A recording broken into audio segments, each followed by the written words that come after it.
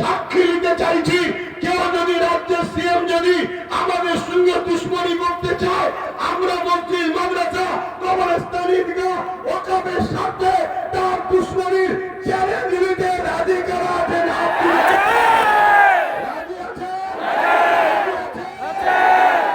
রাজ্য সরকারকে জানিয়ে দিই, বুদ্ধদেব বাবু বলেছিল মাদ্রাসার জঙ্গি তৈরি হয়, বলেছিল, মনে আছে? একবার বলেছিল, ক্ষমাও চেয়েছিল, বলেছিল ক্ষমাও চেয়েছিল, কিন্তু আমরা সেই যা মুহররমের দিনে হোসাইনির জাত আমরা হোসাইনি বলে যাচ্ছি।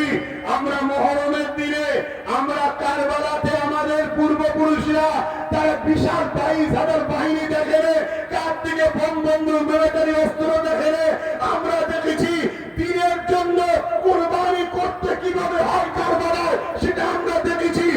আজও যদি প্রয়োজন হয় এই ওয়াকফকে বাঁচাতে গিয়ে, আমার রাজ্য আন্দোলন করতে গিয়ে জেল খাটতে হয় জেলে যাব, জীবন দিতে হয় জীবন দেবো, এই লড়াই আমরা চালিয়ে যাবো। রাজি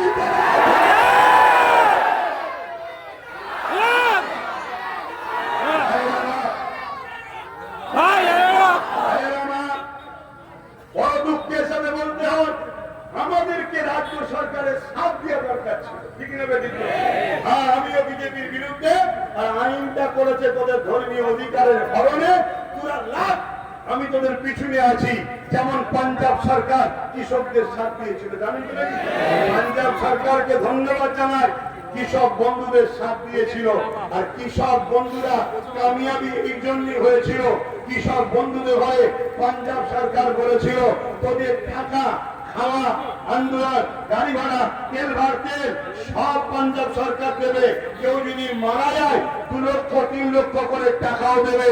তাই পাঞ্জাবের 3% আন্দোলনের চোটে তারা কিন্তু কারাকানুন বাতিল করতে বাধ্য হলো। আর আজকে আমরা ভারতবর্ষের পশ্চিম বাংলায় আমরা এখানেই আছি 40%, 2011 ছিলাম 33%, আজও 33% নয় রে বাবা। আমাদের ঘরের ছেলেগুলো হচ্ছে, খোঁজ খবর নাও। অতএব আমরা এখন 40% হয়ে গেছি। এই 40% যদি বাংলা থেকে আন্দোলনের মতো আন্দোলন তুলতে পারি, মনে রাখবে ভারতবর্ষের কোহিনূর হলো বাংলা। এই বাংলায় যত মাতার ভিড় বাড়বে, এই বাংলায় যত আন্দোলন হবে, এই বাংলায় যত গ্যাদারিং হবে, এই বাংলায় যত আন্দোলন বাড়বে, মনে রাখবেন এর প্রভাবটা দিল্লিতে পড়বে।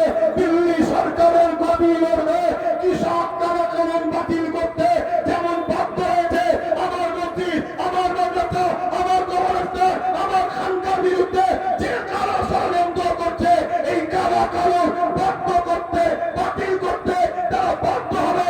আমরা কি মসজিদের জন্য, মাদ্রাসার জন্য, দিনের জন্য, খানকার জন্য, মাকে কবরস্থ করার জন্য আমরা নিজেদের জান মাল দিয়ে হলো এই লড়াই চালিয়ে যাব।